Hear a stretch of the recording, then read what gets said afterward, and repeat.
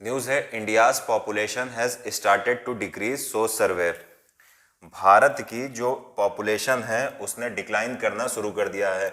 India's population has started to decrease, यानी भारत की जो भी जनसंख्या है वो डिक्रीज करने लगी है या डिक्लाइन पर आ चुकी है। अभी तक हमने बचपन से पढ़ा है कि भारत की जनसंख्या बढ़ रही है, जनसंख्या विस्फोट है, लेकिन पहली बार ये खुशखबरी है कि भारत की जनसंख्या धीरे धीरे अब डिक्रीज करेगी। क्यों? क्योंकि हमको पता है कि नेशनल फैमिली हेल्थ सर्वे का जो फिफ्थ है, ये फिफ्थ डाटा इसका है, इसने बताया है कि भारत का जो टोटल फर्टिलिटी रेट है, कुल प्रजनन दर है, वो 2 हो चुका है, जो पहले 2.2 था 2015-16 में। अब यहां से एक क्वेश्चन बन जाता है कि अब आपके एग्जाम में पूछा जाएगा कि भारत का टोटल फर्टिलिटी रेट या कुल प्रजनन दर कितना है।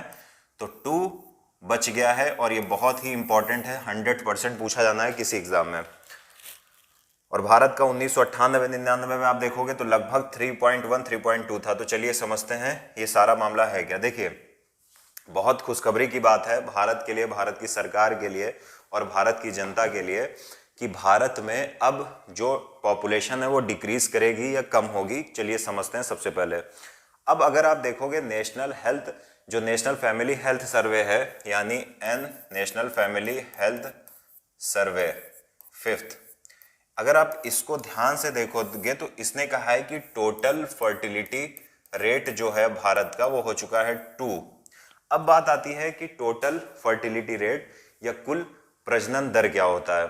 देखिए, अगर मैं सामान्य शब्दों में बताऊं कि एक महिला अपने पूरे जीवन काल में जितने बच्चों को जन्म देती है या फिर जितने बच्चों को उसके द्वारा जन्म दिए जाने की संभावना होती है, उसे ही बोलते हैं टोटल फर्टिलिटी रेट या कुल प्रजनन दर। फिर बता रहा हूं कि एक महिला अपने पूरे जीवन काल में जितने बच्चों को जन्म देती है या फिर उसकी कम उम्र है और अभी भविष्य में उम्मीद है कि वो और बच्चों को जन्म देगी, तो कुल बच्चों को जन्म दिए जाने की जो भी संभावना होती है उसको बोलते हैं टोटल फर्टिलिटी रेट। इसको एक एग्जाम्पल के थ्रू मैं समझाने का प्रयास करता हूं।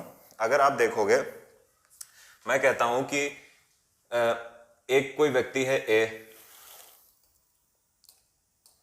ए की शादी हो गई बी के साथ, ए पुरुष है और बी महिला है। इसी तरह कोई है सी पुरुष डी महिला, इसी तरह है ई पुरुष एफ महिला, जी पुरुष एच महिला, A B C D E F G H. चलिए अब देखते हैं कि मान लो कि टोटल फर्टिलिटी रेट क्या होता है कि इनके द्वारा, यानी इस महिला के द्वारा, बी के द्वारा जितने कुल बच्चों को अपने जीवन काल में जन्म दिया जाएगा उसी को कहते हैं टोटल फर्टिलिटी रेट। इसी तरह सी और डी के द्वारा जब जन्म दिया जाएगा तो उनको क्या कहते हैं, टोटल फर्टिलिटी रेट। इसी के आधार पर किसी देश की टोटल फर्टिलिटी रेट निकाली जाती है। तो यहां पर एक चीज हमको यह पता चल गया कि टोटल फर्टिलिटी रेट क्या होता है। अब अगर हम एक चीज को और समझने का प्रयास करें, प्रयास यह है कि क्यों ऐसा कहा जाता है किसी भी देश के लिए कि टोटल फर्टिलिटी रेट 2.1 होना बहुत जरूरी है। अब ये समझिए, अगर आप बात करते हो टोटल फर्टिलिटी रेट की तो कहा जाता है कि इसका 2.1 होना बहुत जरूरी है। बहुत आसान है, समझिए क्या। देखिए, अगर आपकी जो भी वर्तमान में जनसंख्या है इसको आपको मेंटेन करके भविष्य में चलना है तो इसके लिए भारत की प्रत्येक महिला को 2.1 बच्चे उत्पन्न करने पड़ेंगे। तो आप कहोगे पॉइंट क्यों लगा है? पॉइंट इसलिए लगा है क्योंकि जो मैंने पीछे अभी कुछ एक समीकरण बनाया है, इसमें अगर आप देखोगे तो मान लो कि इन्होंने बच्चे को जन्म दिया, इनको मान लेते हैं कि इन्होंने 3 बच्चे को जन्म दिया। हो सकता है कि इनके एक ही बच्चा हुआ हो, फिर हो सकता है कि इसमें हस्बैंड की मृत्यु हो गई हो तो बच्चा ही नहीं हुआ, फिर हो सकता है कि इसमें अगर आप देखोगे तो 3 बच्चे हो गए या 2 बच्चे हो गए। तो कुल मिलाकर अगर आपको जो भी आपकी वर्तमान जनसंख्या है इसको भविष्य में मेंटेन करके चलना है तो आप प्रति महिला, भारत में अंतरराष्ट्रीय मानक है ये, 2.1 बच्चों को जन्म देना पड़ेगा। क्योंकि कुछ लोगों की मृत्यु होगी, कुछ लोगों के बच्चा नहीं हुआ, किसी को कोई शारीरिक समस्याएं होंगी तो इसलिए वो जन्म नहीं दे पाएंगे। तो ये सारी समस्याओं को देखते हुए जो एक अंतरराष्ट्रीय मानक है टोटल फर्टिलिटी रेट का, वो 2.1 है। अब बात आती है कि अगर ये मानक 2.1 से नीचे चला जाए तो फिर क्या होता है कि अगर कोई किसी देश का मानक 2.1 से नीचे चला जाता है तो इसका मतलब है कि भविष्य में वहां पॉपुलेशन डिक्रीज होगा। चलिए इस समीकरण से समझते हैं कैसे। अगर हम बात कर ले चाइना की, तो चाइना ने 1 चाइल्ड पॉलिसी लगाई, एक बच्चा यहां से, एक बच्चा यहां से, एक बच्चा यहां से, एक बच्चा यहां से। अब कितने लोग थे, हस्बैंड वाइफ 2, 8 लोग कुल थे। इन 8 लोगों की मृत्यु हो गई, बच्चे कितने बचे, 1 2 3 4। तो देख रहे हैं आप, आधे बचे हैं। तो इसलिए चाइना की जो वर्ल्ड चाइल्ड पॉलिसी थी उसने अंतरराष्ट्रीय नियमों का पालन नहीं किया अपनी पॉपुलेशन कंट्रोल में, क्योंकि जब आप खुद ही कह रहे हो कि एक बच्चे आप पैदा करो, एक बच्चा पैदा करो, तो वहां पर समस्या ये आती है कि आप अपनी पॉपुलेशन को रिप्लेस कैसे करोगे। तो चाइना में अभी क्या समस्या आ रही है कि युवा जनसंख्या बहुत कम हो गई है, लेकिन जो उनकी एक इलॉजिकल 1 चाइल्ड पॉलिसी थी उसके कारण वृद्धों की संख्या बहुत बढ़ गई है, क्योंकि जो माता पिता थे ये अब देखेंगे आप तो वृद्ध हो चुके हैं, लेकिन ये बच्चे बहुत कम बचे हैं। तो इसलिए जरूरी है कि टोटल फर्टिलिटी रेट 2.1 बनाए रखा जाए। अभी भारत का 2.0 हो चुका है, यानी जो एक अंतरराष्ट्रीय मानक है उससे कम हो चुका है। तो ये एक थोड़ी सी समस्या वाली बात भी, इसको आगे भी डिस्कस करेंगे। अब बात ये आती है कि ये ट्रेंड दिखा क्या रहा है। अगर हम इस ट्रेंड की बात करें तो 2015-16 की हम बात करें तो उस समय जो हमारा टोटल फर्टिलिटी रेट था वो अंतरराष्ट्रीय मानक यानी 2.1 से अधिक था, लगभग 2.2 था। अभी घटकर ये हो चुका है 2, जिसमें हम अगर अर्बन पॉपुलेशन की बात करें तो 1.6 है। यानी अर्बन का मतलब ये हुआ कि शहरी क्षेत्रों में लोग अधिक जागरूक हैं, लोग कम बच्चे पैदा कर रहे हैं। लेकिन अगर हम ग्रामीण क्षेत्रों की बात करें तो वहां पर 2.1 बच्चे पैदा किए जा रहे हैं, यानी ग्रामीण क्षेत्रों में जो टोटल फर्टिलिटी रेट है अभी भारत में वो 2.1 है, जो अंतरराष्ट्रीय मानक के समान है। यानी ग्रामीण क्षेत्र में भी अब समस्या नहीं है, तो इस चीज को याद रखिएगा। अब एक चीज और है, एक सबसे बड़ी समस्या यह भी है कि भारत में कुछ ऐसे राज्य हैं जो इस पे बहुत अच्छा सुधार नहीं कर पाए। जैसे आप देखोगे बिहार हो गया, टोटल फर्टिलिटी रेट शायद जो मुझे याद आता है 3 था। इसी तरह उत्तर प्रदेश आप देखोगे तो 2.4, फिर आप देखोगे झारखंड में वहां का बहुत ज्यादा है। तो ऐसे कुछ राज्य हैं जिनका राष्ट्रीय स्तर पर जो टोटल फर्टिलिटी रेट है, उन राज्यों का फर्टिलिटी रेट राष्ट्रीय स्तर वाले से अधिक है, तो उसमें कुछ खास सुधार किए जाने की जरूरत है।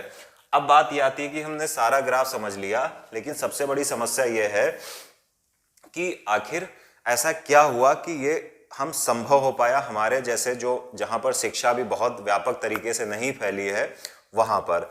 तो अगर हम सबसे पहला कारण बताने का प्रयास करें तो सबसे पहला कारण यहाँ पर यह है कि भारत में धीरे धीरे वुमेन एम्पावरमेंट हो रहा है। महिलाओं के फैसले शादी के मामले में या बच्चे पैदा करने के मामले में या अन्य सारे मामलों में बहुत महत्वपूर्ण होते जा रहे हैं। तो ये चीज आपको ध्यान रखनी पड़ेगी कि अब भारत में वुमेन एम्पावर के थ्रू धीरे धीरे आप देखोगे तो महिलाओं के फैसले विवाह के मामलों में, बच्चे पैदा करने के मामले में बढ़ रहे हैं। तो इसमें उनकी सहमति बढ़ती जा रही है। इस कारण क्या फायदा हो रहा है कि वहां पर जो पढ़ी लिखी महिलाएं आ रही हैं, शिक्षा भी बढ़ती जा रही है, और जब उनको फैसले लेने में थोड़ी सी स्वतंत्रता मिलेगी तो वो फिर इस पर काम करेंगी, और वही हुआ। दूसरी चीज क्या है कि आप देखोगे कि कॉन्ट्रासेप्टिव्स का यूज या गर्भ निरोधक का यूज बढ़ता जा रहा है। लोग शिक्षित हो जाते जा रहे हैं तो उनको कॉन्ट्रासेप्टिव्स के बारे में अधिक जानकारी मिल रही है, उससे सहमत ज्यादा हो रहे हैं क्योंकि शिक्षित हैं, तो उसका प्रयोग कर रहे हैं। इसलिए आप देखोगे कि भारत में ये 2.0 संभव हो पाया है।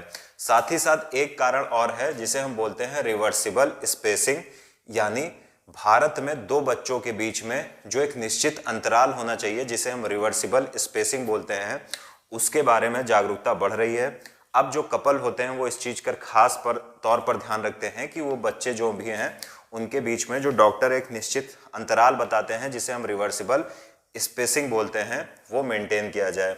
इन सब के बावजूद हम सरकार के एफर्ट्स को नजरअंदाज नहीं कर सकते। भारत दुनिया का ऐसा पहला देश था जिसने पॉपुलेशन कंट्रोल प्रोग्राम बनाया, यानी दुनिया में जनसंख्या नियंत्रण पर कानून बनाने वाला या प्रोग्राम बनाने वाला भारत पहला देश था। तो भारत का जो पॉपुलेशन कंट्रोल प्रोग्राम था वो दुनिया में, या फैमिली प्लानिंग भी जिसे बोलते हैं, वो दुनिया में प्रथम ऐसा देश था जिसने ऐसा किया था।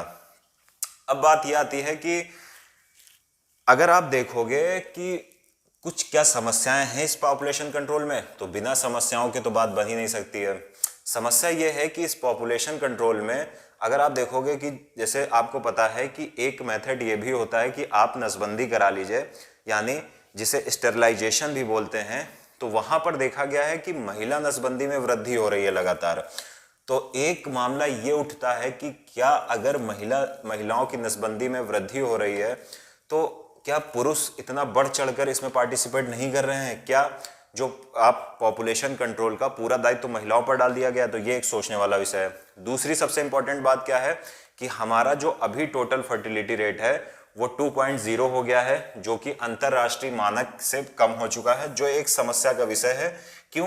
क्योंकि अगर आपको अपनी वर्तमान जनसंख्या को मेंटेन करना है तो आपका टोटल फर्टिलिटी रेट 2.1 होना चाहिए, अंतरराष्ट्रीय मानक से कम है। तो इससे समस्याएं क्या होंगी? इससे चाइना जैसी समस्या हो सकती है भविष्य में कि हमारी जो यंग पॉपुलेशन, जो अभी कहा जाता है कि भारत दुनिया में सबसे ज़्यादा युवाओं का देश है, वो हम जो हमारे पास एक तमगा है, हम उसको गंवा सकते हैं। इसलिए थोड़ा सा तरीके से अगर काम हो, वैसे 2.0 मतलब 2.0 बहुत कम नहीं है, जैसे चाइना में तो 1 हो गया था, 1 चाइल्ड पॉलिसी, तो उसकी तुलना में अभी भारत का ठीक मामला है, कोई समस्या नहीं है।